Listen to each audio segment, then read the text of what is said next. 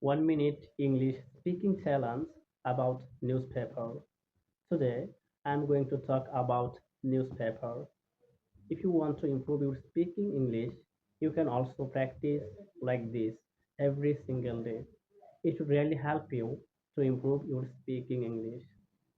Before starting the video, I'm requesting you to subscribe my YouTube channel and press the bell icon to get more new videos. Okay, so now let's begin the video. Reading newspaper is very good habit to us.